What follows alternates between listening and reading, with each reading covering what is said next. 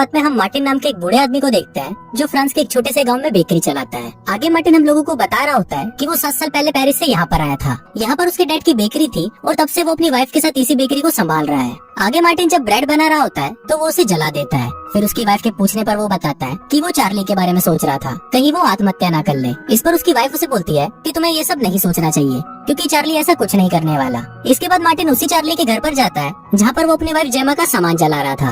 अब वो ऐसा क्यों कर रहा था ये हमें फिल्म में आगे पता चलेगा। तभी चार्ली किसी काम से घर के अंदर चला जाता है और मार्टिन को वहाँ पर जेमा की डायरी मिलती है जिसको वो अपने पास रख लेता है। फिर घर आकर मार्टिन उस डायरी को पढ़ता है और कहानी फ्लैशबैक में चली जाती है। यहाँ पर हम उस दिन को देखते हैं जिस दिन चार्ली पहली बार अपनी वाइफ जेमा के साथ इस गाँव में रहने आया था ताकि वो दोनों अपनी बाकी जिंदगी को यहाँ पर शांति से जी सके। अब अपने गांव में नए लोगों को देखकर मार्टिन उनके पास जाता है और उन्हें अपना इंट्रोडक्शन देता है। अब इसके कुछ दिनों बाद जेमा और चार्ली मार्टिन की दुकान पर ब्रेड खरीदने जाते हैं। तभी वहाँ पर मार्टिन जेमा को देखता है और वो उसकी खूबसूरती पर लट्टू हो जाता है। इसके बाद जब मार्टिन घर जा रहा था तो उसकी मुलाकात एक बार फिर जेमा से होती है। फिर मार्टिन उसे एक सुंदर सा गार्डन दिखाने लेकर जाता है जिसको देखकर जेमा को बहुत अच्छा लगता है। उसी रात चार्ली मार्टिन के घर पर आता है और उसे बोलता है कि उसके घर की बिजली चली गई है। तभी मार्टिन उसके साथ उसके घर पर जाता है और वो बिजली को वापस चालू कर देता है। तभी वहाँ पर मार्टिन की वाइफ भी आ जाती है और फिर वो चारों मिलकर दारू पीते हुए बातें करने लगते हैं। पर इसी दौरान मार्टिन वहाँ पर सिर्फ जेमा को ही देख रहा होता है। अब ऐसे ही कुछ दिन बीत जाते हैं और फिर एक दिन जब जेमा मार्टिन की बेकरी पर आती है तो वहाँ मार्टिन उससे पूछता है कि क्या तुम्हें जानना है कि मैं इस ब्रेड को कैसे बनाता हूँ। तो जेमा उसे देखने के लिए हाँ बोल देती है। फिर मार्टिन उसे पीछे वाले कमरे में लेके जाता है जहाँ पर वो ब्रेड्स बनाया करता था। फिर जब जेमा भी ब्रेड बनाने लगती है तो मार्टिन उससे पूछता है कि तुम्हें कैसा लग रहा है। इस पर जेमा उसे बोलती है कि मुझे बहुत अच्छा लग रहा है और मुझे ऐसा लग रहा है कि मैं योगा कर रही हूँ। अब उस रूम में बहुत ज्यादा गर्मी थी इसलिए जेमा को भी गर्मी लगने लगती है और वो अपना स्वेटर उतार देती है। तभी उसे देखकर मार्टिन के अंदर हवस जाग जाती है और वो जेमा की बॉडी को देखने लगता है। अगले सीन में हम देखते हैं कि मार्टिन और उसकी वाइफ चार्ली और जेमा के दोस्तों के साथ लंच कर रहे होते हैं। इसके बाद जब जेमा अपनी दोस्त का घर देख रही होती है तो उसकी दोस्त उससे बताती है कि लड़कियों को हमेशा अपनी बॉडी का ख्याल रखना चाहिए, इसलिए वो हर रोज एक्सरसाइज करती है। अब उसके बाद जेमा को भी अच्छी लगती है इसलिए वो भी अगले दिन से एक्सरसाइज करना शुरू कर देती है। इसके बाद हम मार्टिन को देखते हैं जिसकी मुलाकात रास्ते में जेमा से होती है। वहाँ मार्टिन उससे पूछता है कि तुम इतने दिनों से ब्रेड खरीदने क्यों नहीं आ रही हो। जिस पर जेमा उसे बोलती है कि वो डाइटिंग पर है इसलिए उसने कुछ दिनों से ब्रेड खाना बंद कर दिया है। अब ये बोलकर जेमा वहाँ से जा ही रही होती है पर तभी अचानक उसकी पीठ पर एक कीड़ा काट लेता है जिससे जेमा को काफी तकलीफ होने लगती है। इसलिए वो जोर से चिल्लाकर मार्टिन को अपने पास बुलाती है और उसे बोलती है कि मेरी पीठ से इस कीड़े को बाहर निकालो।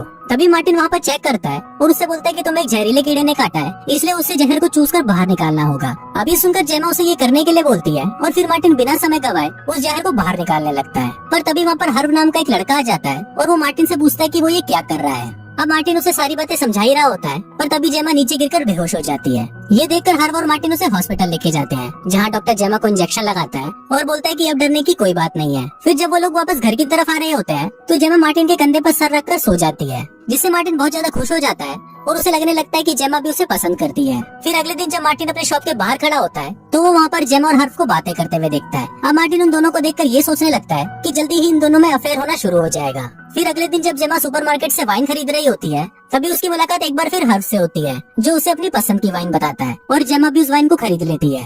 इसके बाद हम मार्टिन को देखते हैं जो ब्रेड की डिलीवरी करके अपने घर जा रहा था। तभी वो रास्ते में जेमा को कहीं जाते हुए देखता है इसलिए वो वहाँ रुककर उसे देखने लगता है। मार्टिन वहाँ पर देखता है कि जेमा हर्फ के घर जा रही है और ये देखकर मार्टिन शॉक्ड हो जाता है। पर फिर वो सोचता है कि शायद जेमा हर्फ के साथ वाइन पीने आई होगी पर उसकी ये सोच गलत होती है क्योंकि उसी रात जब वो जेमा के घर पर डिनर करने के लिए आता है तो वो वहाँ पर जेमा के गले पर लव बाइट देखता है जिसको देखकर वो समझ जाता है कि आज हर्फ ने जरूर जेमा को घोड़ी बनाया होगा।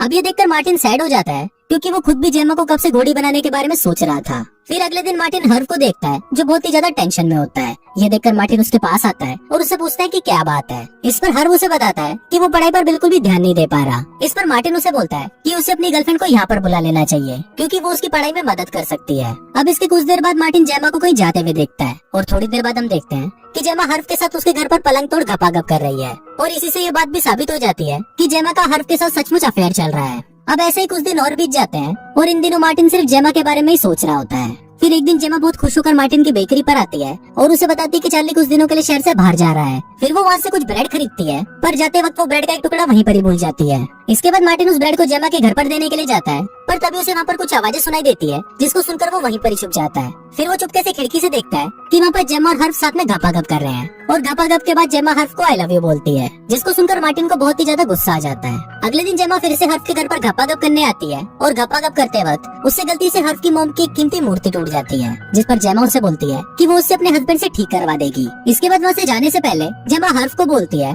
कि हम दोनों को भागकर लंदन चले जाना चाहिए, जिस पर हर्फ भी इसके लिए राजी हो जाता है। अगले सीन में हम देखते हैं कि जेमा को एक लेटर मिलता है, जिसको पढ़ने के बाद वो हर्फ से मिलने उसके घर की तरफ निकल जाती है। वही हर्फ की मॉम भी घर वापस आ जाती है, और जब उन्हें वहाँ पर उसकी मूर्ति नहीं मिलती तो हर्फ उन्हें बताता है कि उस मूर्ति पर स्क्रैच आ गए थे, जिस वजह से उसने उस मूर्ति को पास ही में एक आदमी को ठीक करने के लिए दे दिया। दूसरी तरफ जेमा हर्फ से मिलने उसके घर आ रही होती है, पर तभी उसे हर्फ का मैसेज आता है और वो उसे बोलता है कि वो उसके साथ लंदन नहीं जा सकता।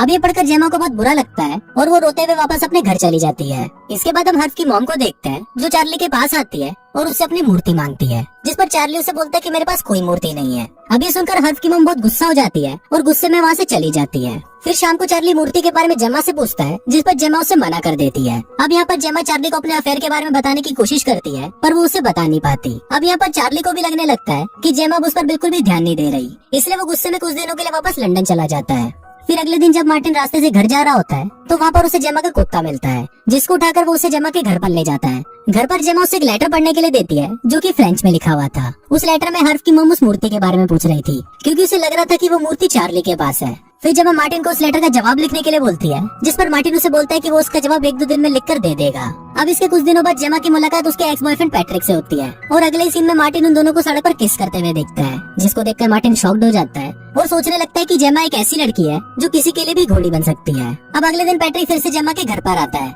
और फिर जब वो दोनों घर पर बातें कर रहे होते हैं तभी चार्ली भी अपने घर वापस आ जाता है। फिर जब चार्ली घर के अंदर जाता है तो वो तुरंत बाहर आकर जोर जोर से हेल्प के लिए चिल्लाने लगता है। अब ये सुनकर मार्टिन उसके घर के अंदर आता है और वो वहाँ पर जेमा को मरा हुआ देखता है, जिसको देखकर वो शॉक्ड हो जाता है। इसके बाद वहाँ पर पुलिस आती है और वो जेमा की बॉडी को पोस्टमार्टम के लिए ले जाती है। फिर उसी रात जब पोस्टमार्टम की रिपोर्ट आती है तो मार्टिन को पता चलता है कि जेमा की मौत उसके गले में ब्रेड फंसने से हुई है। फिर ये बात मार्टिन अगले दिन फ्यूनरल में चार्ली को बताता है, जिस पर चार्ली उसे बोलता है कि जेमा की मौत उसी की वजह से हुई है, क्योंकि जब वो घर गया तो उसने पैट्रिक को जेमा को घोड़ी बनाते हुए देखा, जिसको देखकर उसे लगा कि वो जेमा के साथ जबरदस्ती कर रहा है, इसलिए वो उसके साथ लड़ने लगा। तभी पैट्रिक भी वहाँ पर आता है और उन्हें बताता है कि जब जेमा ब्रेड खा रही थी तभी वो पीछे से आकर उसे किस करने लगा, जिस वजह से उसके गले में ब्रेड फंस गई। और फिर जब उसको निकालने की कोशिश कर रहा था तभी चार्ली वहाँ पर आ गया और गलतफहमी की वजह से दोनों में लड़ाई हो गई। अब वो दोनों लड़ाई में इतने ज्यादा चूती हो गए कि उन्हें जेमा का ध्यान ही नहीं रहा और जेमा के दम घुटने से मौत हो गई। अब यहाँ पर फ्लैशबैक खत्म हो जाता है और फिर हम वहाँ पर मार्टिन के बेटे को देखते हैं, जो मार्टिन को बताता है कि हमारे पास में एक रशियन कपल रहने के लिए आया है। अभी सुनकर मार्टिन तुरंत उनसे मिलने जाता है और कुछ इसी तरह से ये फिल्म यही खत्म हो जाती है।